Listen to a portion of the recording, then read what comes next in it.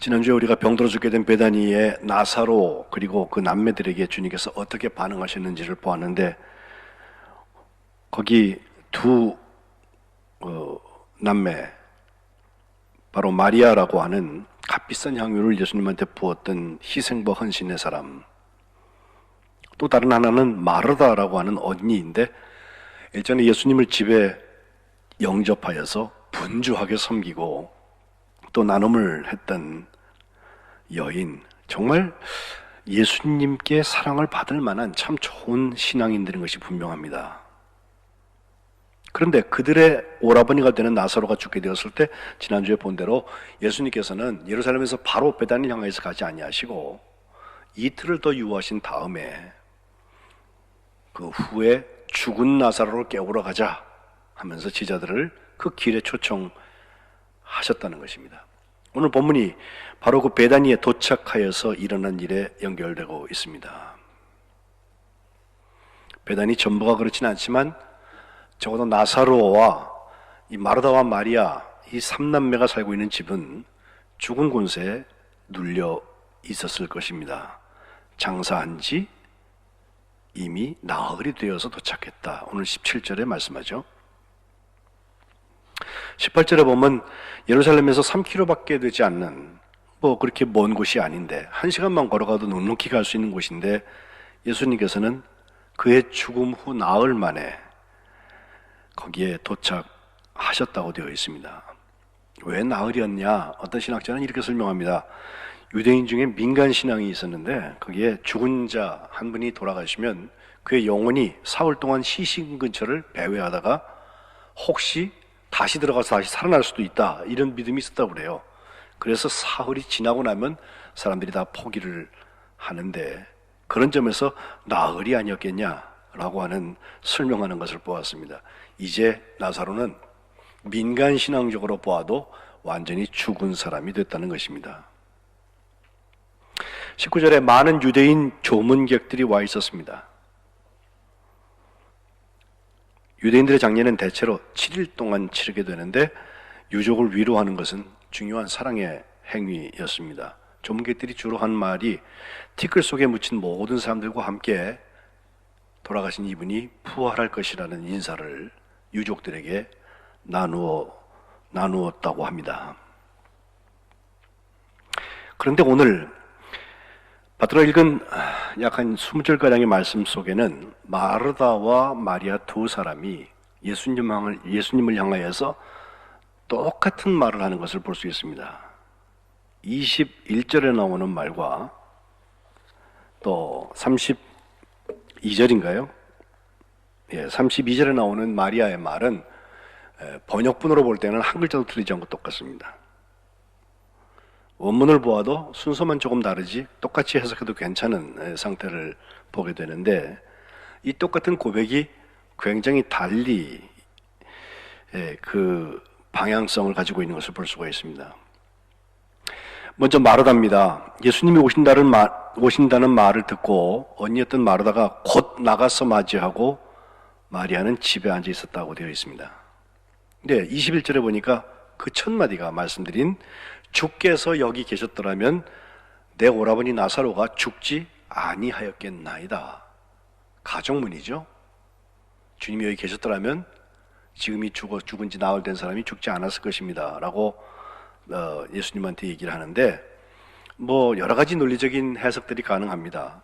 내 오라버니가 죽은 것은 주님께서 여기 계시지 않았기 때문입니다 라고도 설명하기도 하고, 예수님 너무 늦게 오셨어요. 병을 치유하기에는 너무 늦은 시간에 지금 우리가 만났습니다 라는 설명이 되기도 하고, 여러 가지 논리적인 설명이 가능하지만 중요한 것은 마르다의 얘기가 여기서 그치질 않습니다.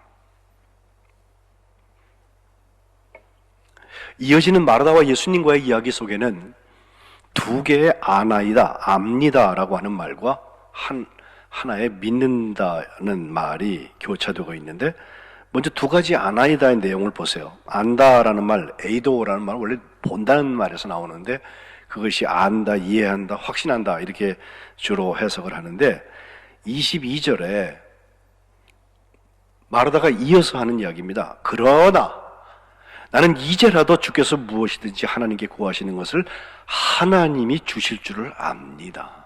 안다는 거예요. 그 안다는 말 속에는 주님을 향한 기대도 물론 있었겠죠. 그러나 이 말을 정확히 보면 하나님께서 하시는 일에 대한 기대가 있는 것을 볼 수가 있습니다. 주시는 분이 하나님이시다. 구하는 것을 주시는 분은 하나님이시다. 맞는 말이죠. 하지만 유대인들이 일반적으로 갖고 있는 믿음이지 예수님이 그 하나님이라고 하는 것을 아직 연결하지 못하고 있습니다. 예수님께서 그 말을 듣고 내 오라비가 다시 살아나리라, 부활에 대한 예언을 하고 계신데, 거기 이어지는 말에도 24절에 보면 마르다는 두 번째 안다를 얘기하는데, 그래요, 마지막 날 부활의 때에는 다시 살아날 줄을 내가 압니다. 이 말도 그들에게는 맞는 말입니다. 그러나 지금 하나님의 영광을 위해서 오신 예수님, 죽을 병이 아니다, 하나님의 영광을 드러내려고 했다라고 미리 말씀하시고서 여기 와 계신 예수님, 그래서 내 오라비가 다시 살아난다고 말씀하시는 그 예수님과 상관없이 언젠가 마지막 날 부활 때 다시 살아날 것이라는 미래형 표현을 하고 있는데, 그 이야기 속에는, 그 암 속에는 예수님이 들어가실 자리가 없습니다.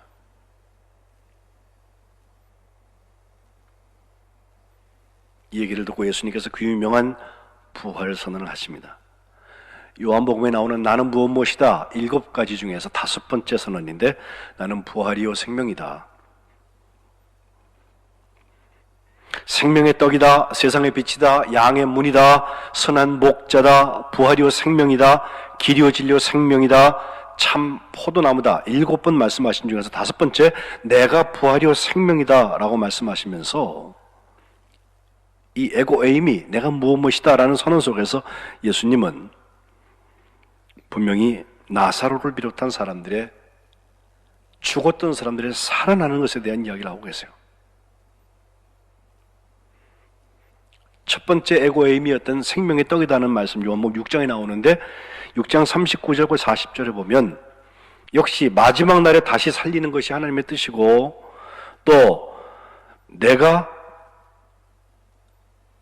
마지막 날에 다시 살릴 것이다 라고 하는 말씀도 분명히 하고 계세요. 근데 이것은 유대인들이 일반적으로 믿고 있는 그 마지막 때의 부활과 예수님이 하려고 하는 말씀 속에 들어있는 마지막 때는 다릅니다. 예수님 때문에 그들이 살아난다, 내가 살린다라는 거예요.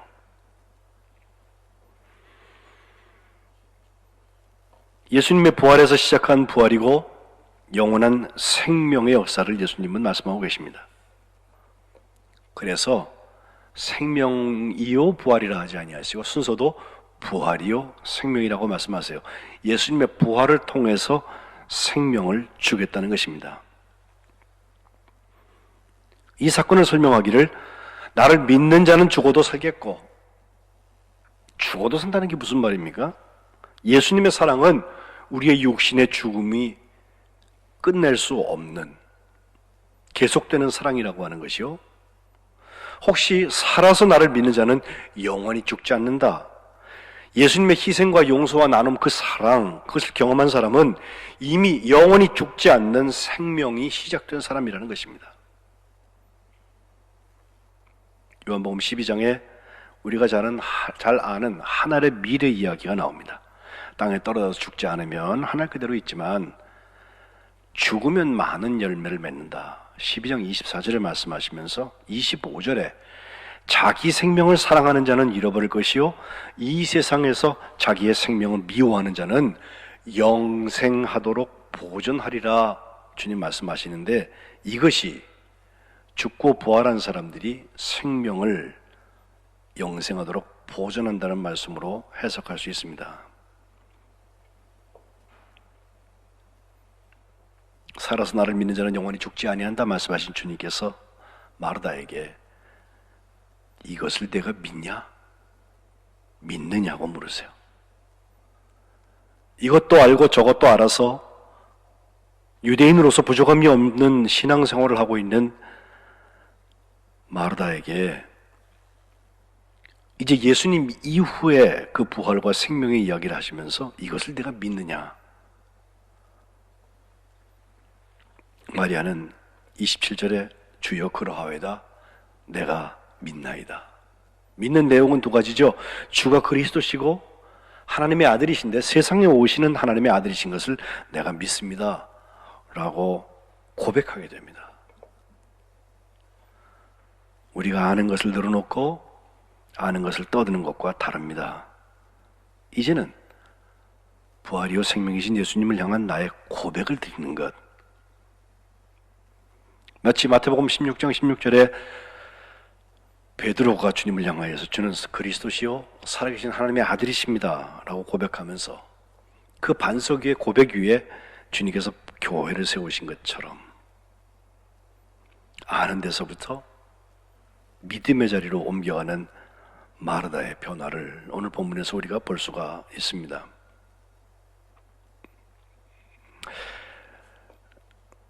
우리가 아는 게 너무 많은 것 같아요.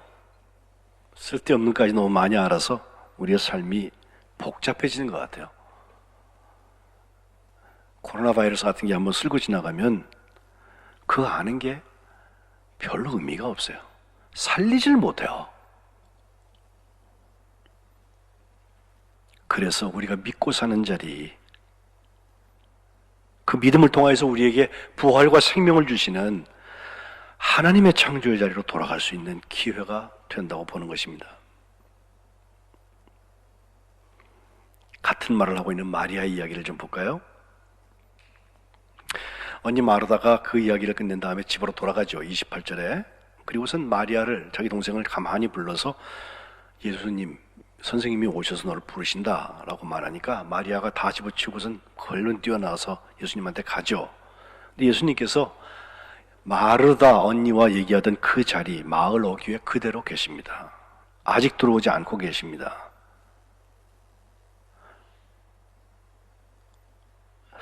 그 예수님을 보고서 마리아가 했던 말도 똑같이 주께서 여기 계시더라면 내 오라버니가 죽지 아니하겠나이다 라고 32절에 말을 하는데, 마르다와 마리아가 다른 것이 세 가지가 있어요. 첫 번째는 마리아는 혼자 가지 않고 조문객이 따라갔습니다. 31절에 조문객들이 마리아가 막 뛰어나가니까 혹시 무덤에 가나 해서 곡하러 가는 줄 알고 따라갔다는 것입니다. 혼자서 만난 것과 다른 사람들과 함께 만난 것이 분명히 다를 수 있습니다.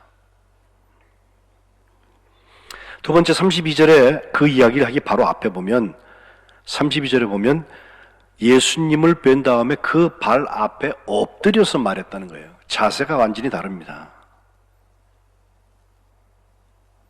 그리고 세 번째 다른 것, 가장 큰 다른 것인데, 마르다처럼 뒤에 긴 이야기가 없어요. 예수님하고 대화가 없어요. 그녀는 이야기를 하고 나서 울었습니다. 그녀가 울었을 뿐만 아니라 함께 온 유대인들도 33절에 울었는데 그 눈물을 예수님이 보셨다는 거예요. 그들이 우는 것을 보시고 예수님은 심령의 비통이 여기시고 불쌍히 여기셨다고 33절에 말씀하고 있습니다. 예수님은 죽을 병이 아니다, 하나님의 영광 드러내러 왔다 하고서 오셨으니까 죽음 자체에 대한 슬픔이 아니었을 것입니다. 죽음 때문에 울고 있는 그 절망적인 상황을 오히려 비통히 여기시고 불쌍히 여기시는 것입니다. 계셨더라면 죽지 않았을 텐데요, 치유되었을 텐데요, 늦게 오셨으니 치유의 기회를 놓쳤습니다, 이제는 끝났습니다라고 슬퍼하고 있는 사람들의 멘탈 붕괴를 불쌍히 여기고 계십니다. 주님은 간단히 말씀하시죠. 그를 어디 두었냐? 주여 와서 보옵소서 하면서 무덤으로 인도를 하는데 예수님께서 35절에 눈물을 흘리셨다라고 되어 있습니다. 앞에 마리아와 온 유대인들이 울었던 것은 클라이오라는 크게 곡하면서 우는 것을 말하고, 여기 예수님께서 눈물을 흘리셨다는 울음은 다크리오라고 해서 그것은 조용히 눈물이 떨어지고 있는 상태를 말하는데, 어쨌든 예수님에게 눈에서 눈물이 나온 것은 감정이 북받친 눈물이라고 보는 사람도 있고, 그들의 눈물의 슬픔의 연대감을 표현하고 공감하는 눈물이었다고 말하는 사람도 있고, 또 감신에 가르치는 우리 조용철 박사 같은 분은 죽음에 대한 분노와 저항의 눈물이다. 정말 멋진 말을 거기에 설명을 달고 있는데, 제가 보기에는요, 이제 곧 십자가의 죽음을 앞두신 주님의 눈물이라고 볼 때에는 모든 사람을 사랑하시기에 흘리신 십자가의 눈물의 전주곡입니다.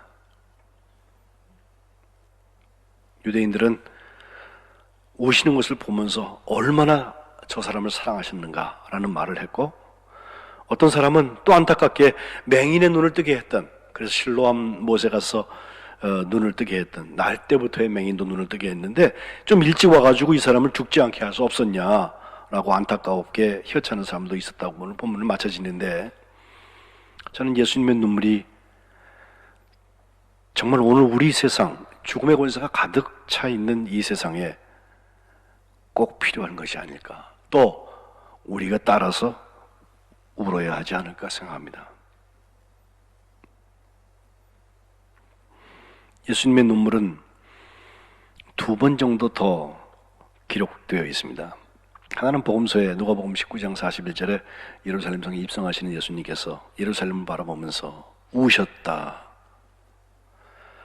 너도 오늘 평화에 관한 일을 알았으면 좋을 뻔했겠지만 지금 내 눈에 숨겨졌다고 누가복음 19장 42절에 한탄하시면서 울고 계십니다. 그런가 하면 히브리서 5장 7절에 예수님께서 육체에 계실 때 자기를 죽음에서 능히 구원하실 그분 하나님께 심한 통곡과 눈물로 간구와 소원을 올렸다. 결국 그의 경건한 시험으로 말미암아서 들으심, 응답을 얻었다라고 되어져 있는데, 겟세마네 동산쯤을 생각하는 사람도 있고요, 십자가 상에서 주님께서 통곡하고 눈물로 간구하셨다는, 또 소원을 올렸다는 사람들도 있고, 그런데 어찌하든지 예수님께서 이렇게 3번 정도는 우신 기사가 성경에 나옵니다.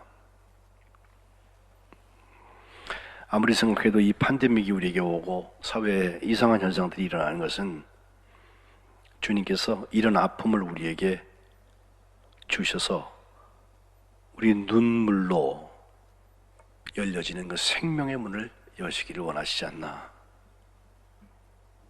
너무 울지 않아서 눈물샘이 말라버린 현대인들에게, 마음이 강팍해진 사람들에게 생명의 감격을 회복시켜 주시기 위하여서 눈물샘을 자극하고 계신 것 아닌가, 그리고 함께 울고 계신 거 아닌가 생각을 합니다. 눈물은 공감하고 설득하는 능력이 있으며 눈물은 치료하는 능력이 있습니다. 이병욱 박사 같은 분은 눈물 치료를 말하는 사람인데, 눈물의 특징으로 세계인의 공통 언어라 이렇게 말하면서 스트레스부터 몸을 지켜주는 방어 기제를 눈물이 선사한다고 말합니다. 그래서 이제 주님께서는 애통하는 자가 오히려 복이 있다, 그들은 위로를 받을 것이다, 마태복음 5장 4절에 말씀하시고, 사도 바울도 로마서 12장 15절에 우는 자들과 함께 울라고 산 제사를 살아야 될 우리들에게 권면하고 있습니다. 눈물이 회복되는 사순절이었으면 좋겠습니다. 그래서 시편 6편 말씀을 예배 시작에 읽었습니다. 시편 기자 다윗인데,